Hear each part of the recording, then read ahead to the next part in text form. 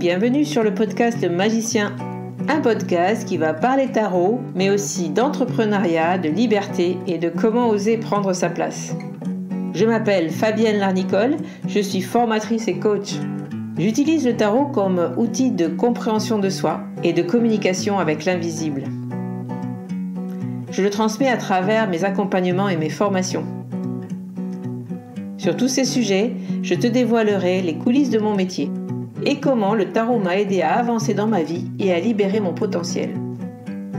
J'espère que tu pourras y trouver des clés pour vivre ce qui t'inspire. Chaque semaine, seul ou avec mes invités, nous allons explorer ensemble les enseignements du magicien. Alors si tu es prêt ou prête à me suivre, installe-toi et c'est parti pour l'épisode du jour. Hello, bienvenue à tous dans cet épisode du magicien, un petit peu particulier puisque comme tu l'as remarqué, nous sommes dimanche et l'épisode n'est pas sorti vendredi matin comme d'habitude. Je n'ai pas pu cette semaine exceptionnellement enregistrer d'épisode pour vous le sortir vendredi. J'avais une semaine beaucoup trop chargée et je vais te raconter un petit peu pourquoi. Et je me suis dit, pourquoi pas quand même l'enregistrer et le décaler à dimanche, puisque je savais que j'aurais un peu de temps aujourd'hui pour l'enregistrer. Voilà, c'est comme ça. Et il faut accepter aussi de temps en temps ne pas pouvoir être toujours à l'heure au rendez-vous. Ça fait partie de la vie et je préférais justement quand même vous l'enregistrer que d'annuler carrément la sortie. J'ai plein de choses à vous raconter. En fait, je voulais faire un bilan de mon été et de vous donner aussi peut-être mes astuces, comment je fais quand je suis dans le rush comme ça, quand j'ai vraiment, j'ai l'impression là que fin août c'est un goulot d'étranglement, vous allez comprendre vite pourquoi, mais je me régale et je suis très contente des projets que j'ai mis en place. Mais voilà, pour tenir la route, il faut beaucoup d'organisation et là, j'ai péché, je n'ai pas pu sortir l'épisode vendredi dernier. Enfin, c'est pas trop grave, je pense que vous me pardonnerez cet écart. Et puis, c'est parti pour l'épisode du jour. Donc, qu'est-ce qui s'est passé pour moi cet été ? Début juillet, j'ai sorti un programme qui s'appelle le Tarot Beach Club. Et vraiment, j'ai beaucoup aimé partager ce programme avec les personnes qui se sont inscrites. C'est un programme où j'ai partagé un tirage par semaine. J'envoyais ce tirage par mail. Et puis, les personnes qui étaient inscrites, je vous en ai déjà parlé sur ce podcast, recevaient ce tirage. Et on faisait 2 lives par mois pour papoter ensemble. J'avoue que pas beaucoup de personnes sont venues sur les lives par rapport au nombre de personnes qui étaient inscrites au programme. Mais peu importe, avec le groupe qui est venu sur les lives, on s'est vraiment régalé de créer ce moment. Et les filles m'ont dit sur le dernier live, tu vois, ce qui était important pour nous, de se retrouver en visio, c'est que du coup on a posé les tirages pour pouvoir te poser des questions ou pour pouvoir les partager pendant la visio. Ça nous a permis de suivre vraiment le programme et de faire les tirages toutes les semaines. Elles ont apprécié aussi d'avoir un tirage qui arrivait dans leur boîte mail ou d'aller les chercher sur Podia tous les lundis, de savoir qu'elles avaient quelque chose sur lequel s'appuyer en fait pour pratiquer le tarot, puisque comme pour tout, c'est compliqué d'avoir une pratique personnelle régulière. Donc voilà, c'est un retour que je n'attendais pas et franchement, je suis très contente du coup d'avoir proposé ce Tarot Beach Club dans lequel on s'est vraiment régalé, moi aussi. Et puis du coup, je pense que je vais proposer quelque chose d'un peu similaire pour cette année à partir du mois d'octobre parce que là, pour le mois de septembre, je ne projette plus rien. Après le Tarot Beach Club, après avoir proposé ça, je pensais que j'aurais mon été un peu tranquille pour préparer le festival, etc. Que nenni, m'est venue l'idée fin août, après une réunion avec Mélissa, du coup, qui est mon bras droit, une réunion de travail sur un événement qu'on prépare pour la fin novembre, m'est venue l'idée de créer un agenda. J'avais vraiment envie depuis très longtemps de créer un outil, en tout cas de partager, d'écrire au sujet du tarot ordinaire, du tarot dans notre quotidien, comment les arcanes du tarot résonnent dans nos vies en fait. Et je me suis dit, tiens, pourquoi pas un agenda comme sous une forme d'almanach peut-être, vous voyez. Et puis mon amie Jennifer qui a l'entreprise La Cerise sur le Plateau, qui est une entreprise qui redémarre après la crise Covid. Elle est graphiste et elle a beaucoup travaillé sur ce genre de projet, en tout cas, de mise en page. J'avais besoin d'elle pour m'aider. Je lui ai demandé si elle avait du temps. Et effectivement, elle avait du temps au mois de juillet, donc je lui ai présenté le projet. Est-ce qu'on ferait pas un agenda? Et elle m'a dit OK. Donc voilà, c'était parti. Comme c'est auto-édité, comme j'auto-édite cet agenda qui s'appelle Magus 365 Tarot Book, qui s'appelle parce qu'il est fait, il est là, il est imprimé même. Je n'en reviens toujours pas, mais il est là pour faire cet agenda dans les temps. Pour avoir les exemplaires au Tarot Festival, eh bien, il fallait qu'on le fasse très, très, très, très rapidement. On n'avait pas beaucoup de temps.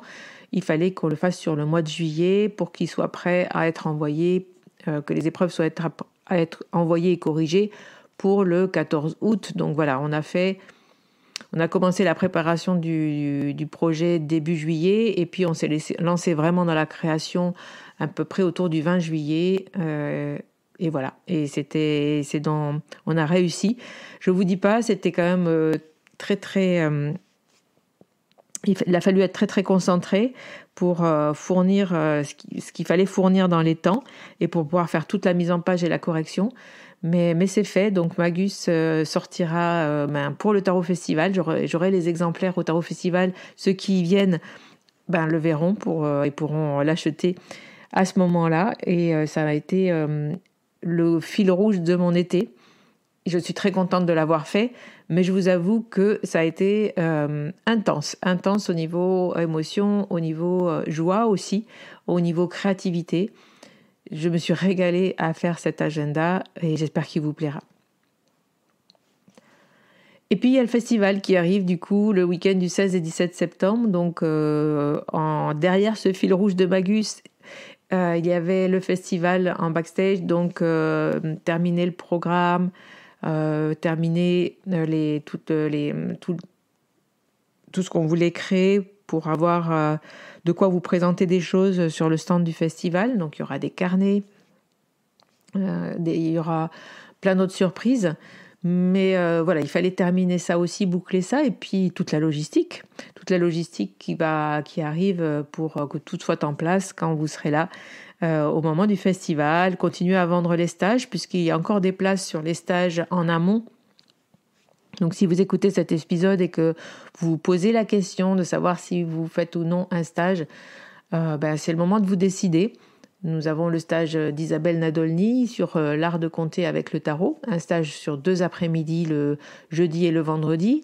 On a le stage de Sandrine de Bormann et Marine Lafont sur le tarot des plantes sauvages, où il reste 3 places encore.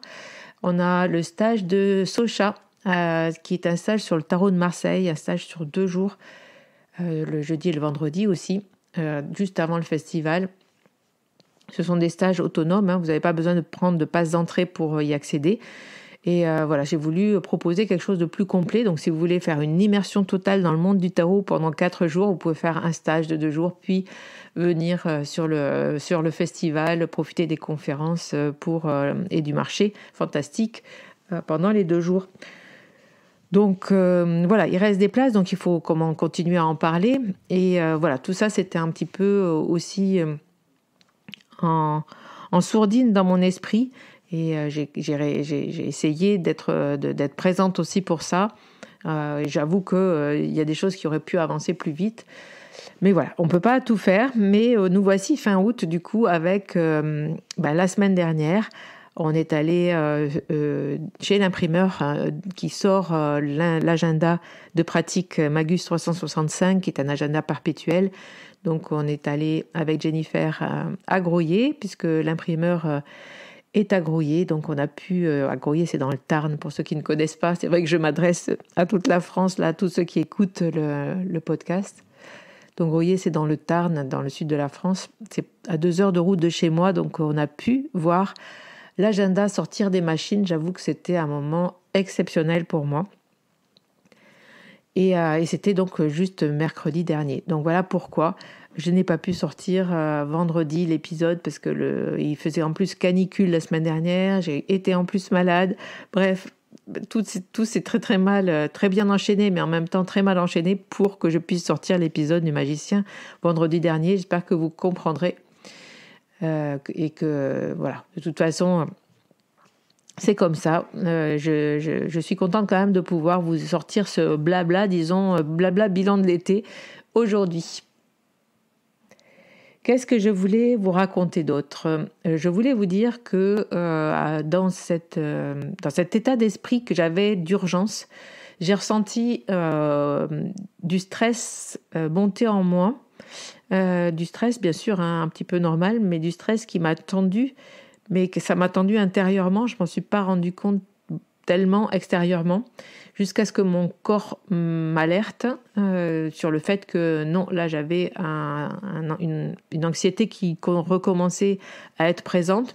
Mais comme chez moi, l'anxiété est très très sourde, c'est-à-dire qu'elle ne se présente pas à moi par des symptômes forts, c'est-à-dire que je les intériorise beaucoup ces symptômes, jusqu'à un moment donné où mon corps justement me lâche. Avec une grosse crise en fait. Donc voilà, j'ai fait un petit dérapage, une petite sortie de route la semaine dernière quand j'ai été malade. Je me suis dit bon là, fais attention. Et du coup, j'essaye de reprendre les choses plus calmement et de m'autoriser aussi des moments où je me relâche, où je vais refaire un peu de yoga, de méditation. Je bois beaucoup d'eau. J'essaye de remarcher en nature le plus souvent possible. Bref, de reprendre pied dans la réalité parce que les 2 mois qui viennent se passer ont été un petit peu hors sol.